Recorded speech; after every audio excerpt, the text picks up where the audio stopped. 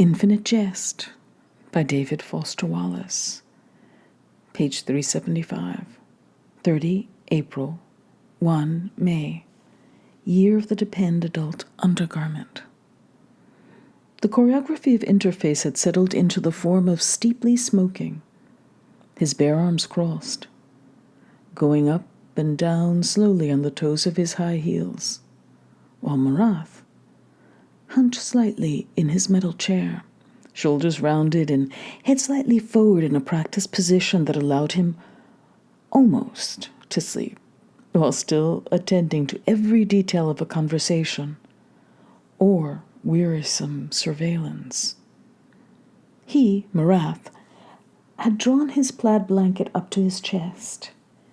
It was increasingly chilly at the altitude of the shelf. They could feel the remains of the USA Sonora Desert's heat rising past them, into the clotted spangle of stars that were above them.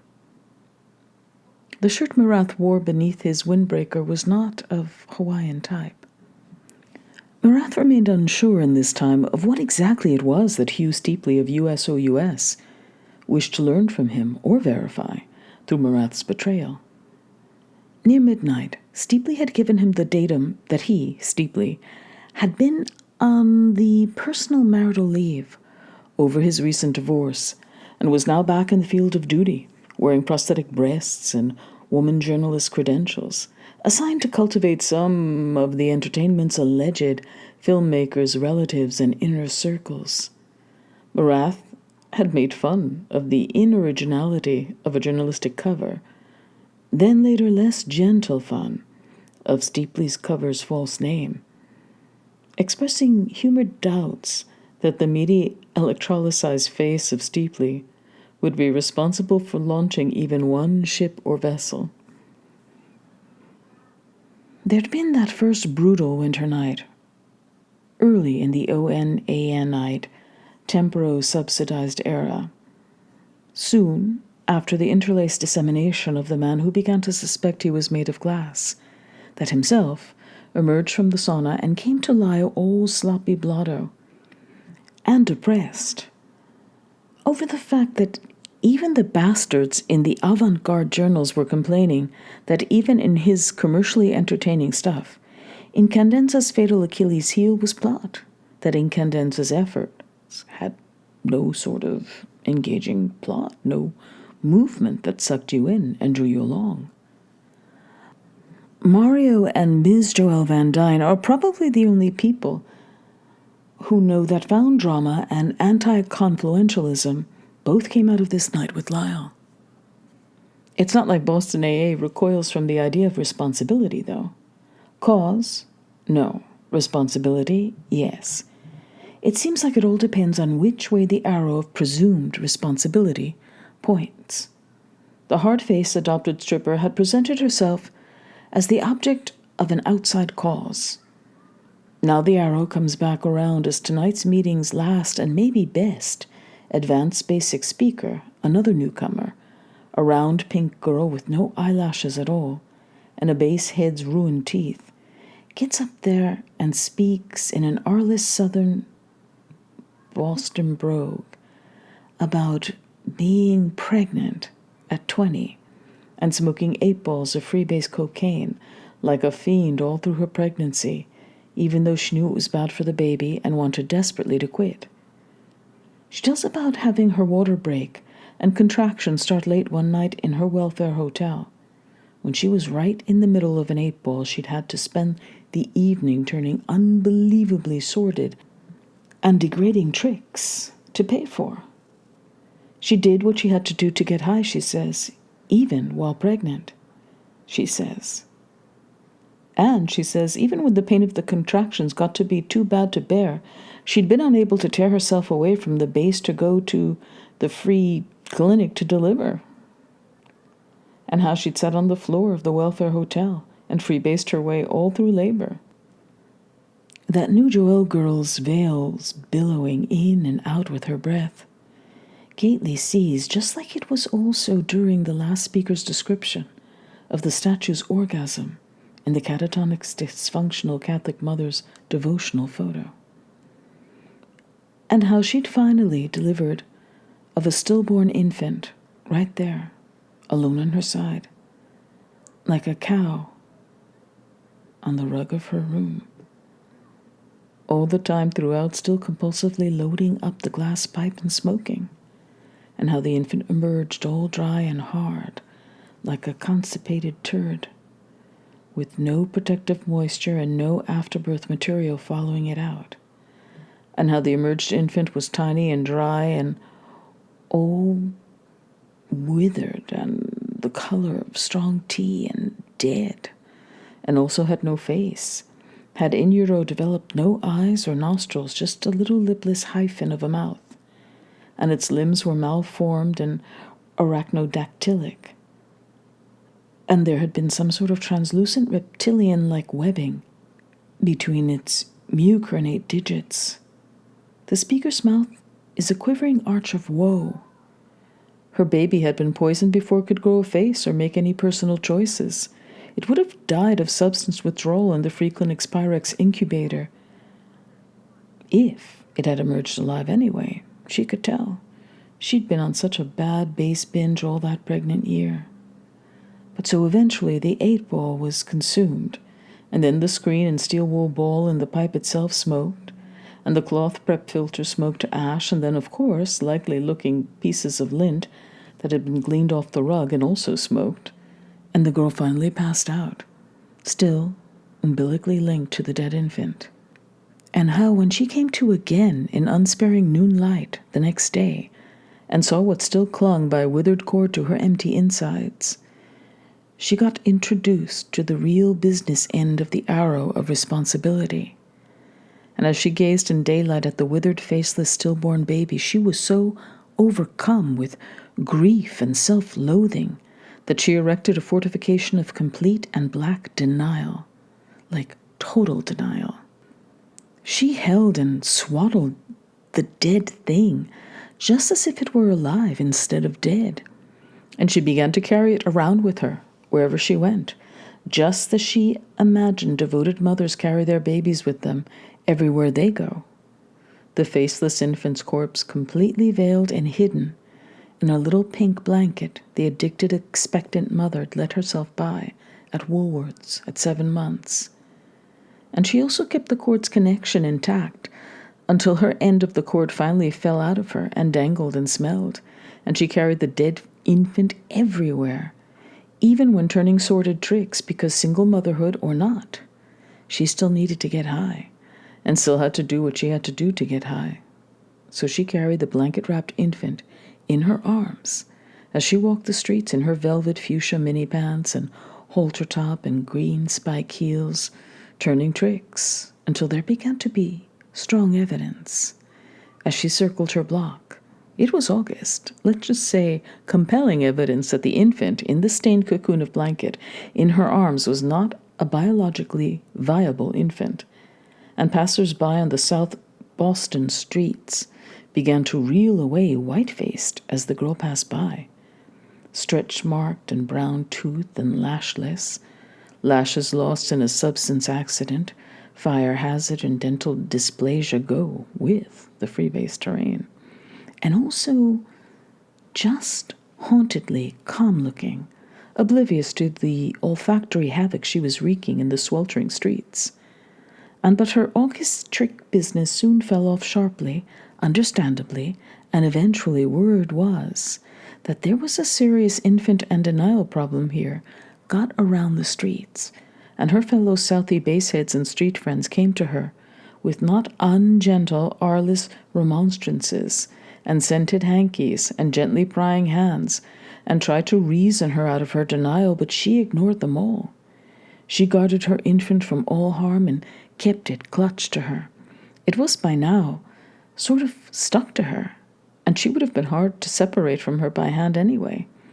And she'd walked the street shunned and trickless and broke, and in early-stage substance withdrawal, with the remains of the dead infant's tummy's cord dangling out from an unclosable fold in the now ominously ballooned and crusty Woolworths blanket. Talk about denial.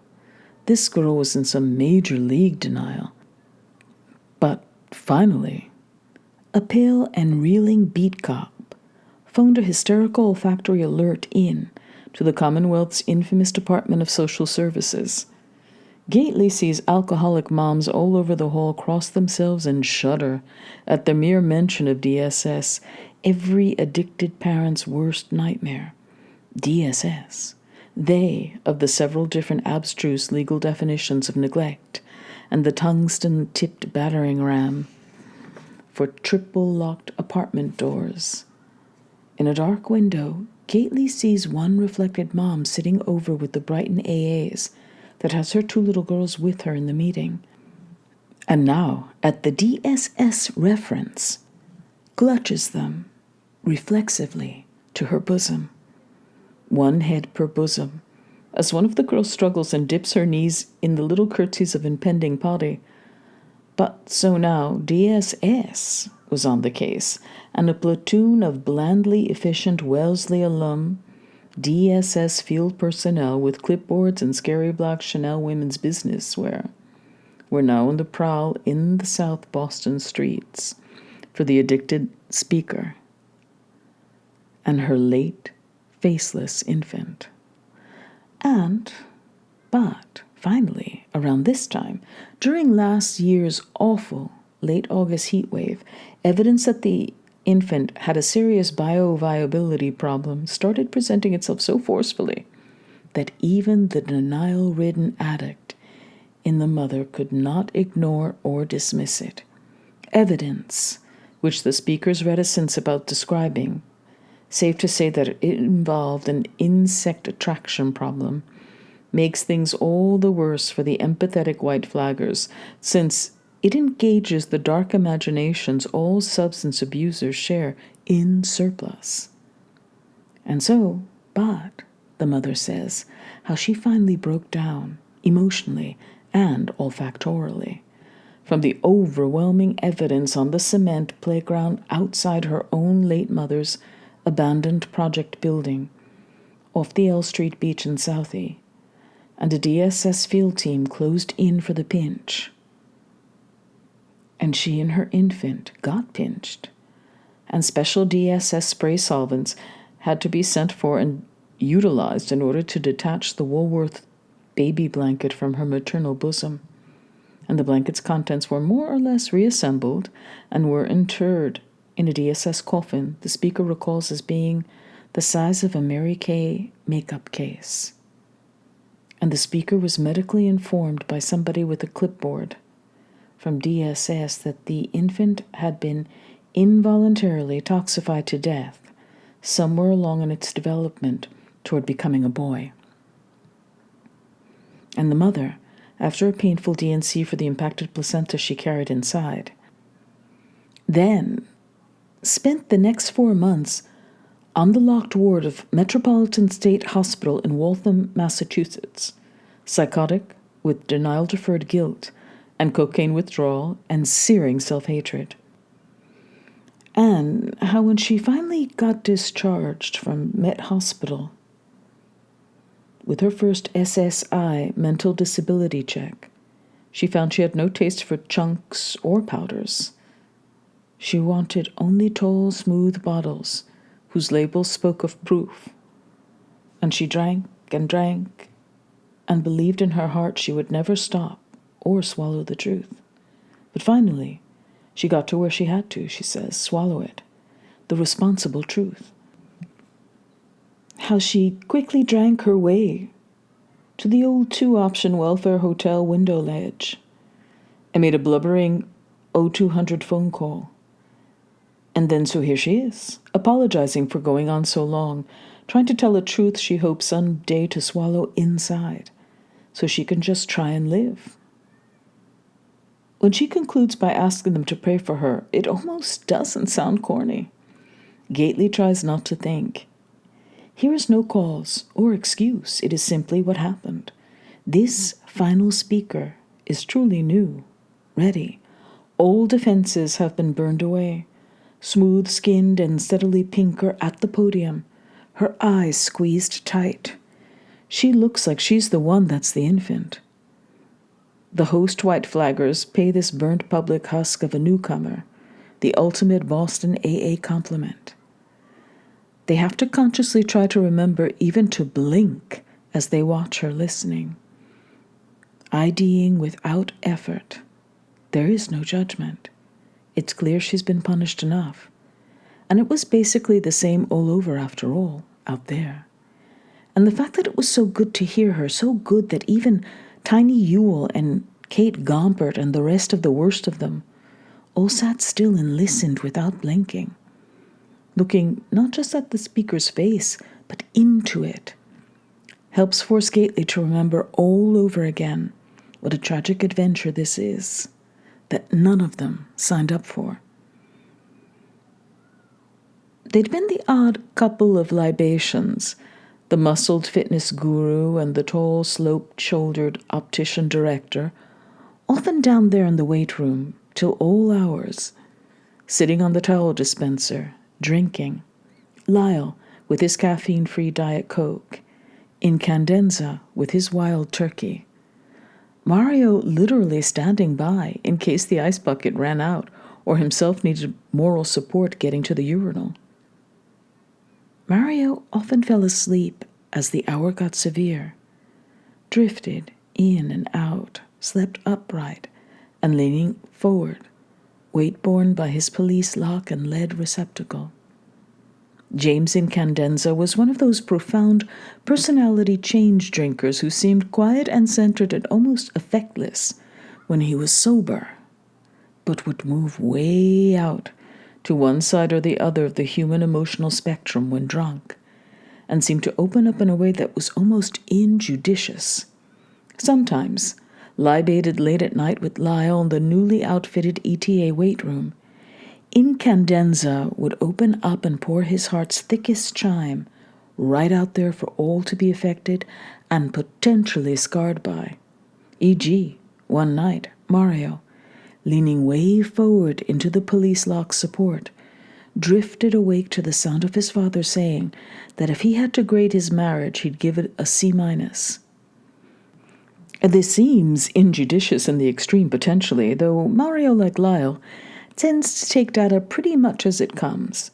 Lyle, who sometimes would start to get tipsy himself as himself pores began to excrete the bourbon, often brought some Blake out, as in William Blake, during these all-night sessions and read Incandenza Blake, but in the voices of various cartoon characters, which himself eventually started regarding as deep. Okay, narrator's note. I'm going to do something that I don't usually do with this book because it is absolutely, positively impossible to read all the footnotes. To flip back and forth over 1,000 pages is just an inhuman thing to do. It's something that David Foster Wallace definitely wanted people to do because he wanted to stop the narrative. He wants you to pause and think. He was trying to control the pacing of the book, but as someone who's reading this and who's reading it for free, I find it impossible to do. And I know that the books out there right now that are actually the official audiobooks of Infinite Jest don't include footnotes. I think there's one that was thinking about doing a whole appendix of them, sort of like they are located in the book itself, in the back, where you could sort of read them and somehow flip back and forth if you wanted to. But that seems like, again, a laborious Herculean task. But this is footnote 145, and it comes right after the words found drama when referring to Incandenza himself, the father, who was the head of the Academy as well as the director of the infamous film that this book is centered around. So found drama was something that apparently he invented. And so I'm going to read the footnote about it. So, footnote 145, transcript fragment from interview series for a Putative Moment magazine, soft profile on Phoenix Cardinal professional punter OJ Incandenza by Putative Moment magazine soft-profile writer Helen Steeply. 3 November, Year of the Depend Adult Undergarment, YDAU. Q. Question. Well, there are odd sorts of consolations in having somebody go progressively bats in front of your eyes, such as, for example, sometimes the mad stork would go off on things in a sort of funny way. We always thought he was funny a good bit of the time. You've got to remember that he came at entertainment more from an interest in lenses and light. More arty directors, I think, get more abstract as they go on. With him, it was the opposite. A lot of his funniest stuff was very abstract. Are those earrings real copper? Can you wear real copper? Question. You've got to remember that he came out of all those old artish directors that were really n'est pas à la mode anymore by the time he broke in. Not just Lang and Bresson and Darren, but the anti-new wave abstractors like Frampton, wacko nucks like Godbout, and anti-confluential directors like Dick and the Snows, who not only really belonged in a quiet pink room somewhere, but were also self-consciously behind the times, making all sorts of heavy art gesture films about film and consciousness and ishness and diffraction and stasis, etc. Most extremely beautiful women I've ever met complain of getting a sort of itchy green crust when they wear real copper. So the 10-year jockeys and critics who were hailing this millennial new orthochromatic neorealism thing as the real new avant-garde thing were getting tenure by blasting Dick and Godbout and the Flying Snow Brothers and the Stork for trying to be avant-garde when really they were self-consciously trying to be more like après-garde. I never did get straight on what the orthochromatic means, but it was very trendy. But the Mad Stork talked a lot about intentional atavism and retrogradism and stasis. Plus, the academics who hated him hated the artificial sets and the chiaroscuro lighting, which the Stork had a total fetish for weird lenses and chiaroscuro.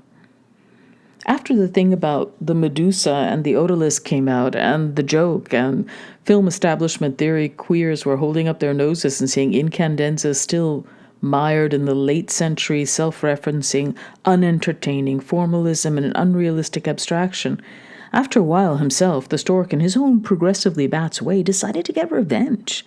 He planned a lot of it at McLean Hospital, which is out in Belmont, which is where himself had almost his own private reserve room by then. He made up a genre that he considered the ultimate neorealism, and got some film journals to run some proclamatory, edictish things he wrote about, and he got a ducat at MIT.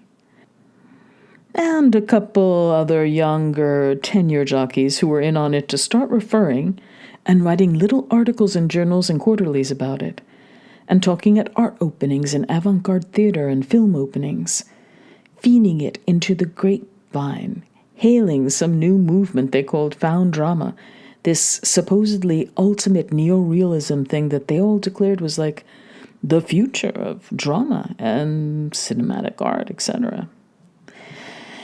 Because I'm thinking, if you like copper stuff and Little Aztec Suns, there's a small place down in Tempe where I know the owner, and he has some incredible little copper pieces we could pop down and have you look at. My own theory is it takes an incredible natural complexion to be able to wear the baser metals, though it might just be an allergy thing, the way some women react and some don't.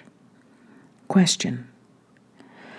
What found drama was, and you've got to keep in mind that Duquette and a Brandeis critic like Posner, who was in on the Revenge, each got a mammoth grant for this, and the Mad Stork got 2 smaller ones somewhere, grants to go cross-country to graduate film programs giving turgid, theoretical, deadly serious lectures on this found drama. And then they'd come back home to Boston, and the Stork and the couple critics would lay up drunk and invent new found drama theoretical lectures and chortle and laugh till there was evidence. It was time for himself to go back to detox again. Question. Like a family nickname. Hal and I either called him himself or the sad stork. The mom's was the first to say himself, which I think is a Canadian thing. Hal mostly said himself. God knows what Mario used to call him. Who knows? I said mad. The mad stork. Question. No, see, there weren't any real cartridges or pieces of found drama. This was the joke. All of it was you and a couple of cronies like Leith or Duquette got out a Metro Boston phone book and tore a white pages page out at random and thumbtacked it to the wall, and then the stork would throw a dart at it from across the room, at the page. And the name it hit becomes the subject of the found drama, and whatever happens to the protagonist with the name you hit with the dart for like the next hour and a half is the drama. And then the hour and a half is up and you go out and have drinks with critics who, like chortlingly, congratulate you on the ultimate in neorealism. Question. You do whatever you want during the drama. You're not there. Nobody knows what the name in the phone book's doing. Question. The joke's theory was there's no audience and no director and no stage or set because the mad stork and his cronies argued in reality there are none of these things. And the protagonist doesn't know he's the protagonist in a found drama because in reality nobody thinks they're in any sort of drama. Question. Almost nobody. That's a very good point. Almost nobody. I'm going to take a chance and just tell you I'm a little bit intimidated here. Question. I'm worried this might sound sexist or offensive.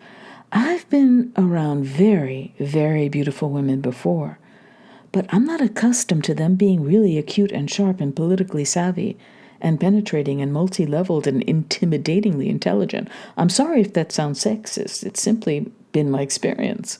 I'll go ahead and simply tell you the truth and take the chance that you might think I'm some sort of stereotypical Neanderthal athlete or sexist clown. Question. Absolutely no. Nothing got recorded or filmed. Reality being camera feed, being the joke, I'll again underline. Nobody even knew what the guy in the phone book had been doing. Nobody knew what the drama had been. Although they'd like to speculate when they'd go out after the time was up to have drinks and pretend to review how the drama went. Himself usually imagine the guy was sitting there watching cartridges or counting some pattern in his wallpaper or looking out the window. It wasn't impossible. Maybe even the name you hit with the dart was somebody dead in the last year. And the phone book hadn't caught up, and here was this guy who was dead and just a random name in a phone book and the subject of what people for a few months until himself couldn't keep a straight face anymore or had enough revenge on the critics because the critics were hailing. Not just the critics in on the joke, but actual tenured jockeys who were getting tenure to assess and dismiss and hail. They were hailing this as the ultimate at avant-garde neorealism and saying maybe the stork deserved reappraisal for a drama with no audience and oblivious actors who might have moved away or died. A certain mad stork got 2 grants out of it and later made a lot of enemies because he refused to give them back after the hoax was unveiled. The whole thing was kind of bats. He spread the grant money for found drama around a couple of local improvisation companies. It's not like he kept the money. It's not like he needed it. I think he especially liked the idea that the star of the show might have already moved away or recently died, and there was no way to know. And, and that was footnote 145.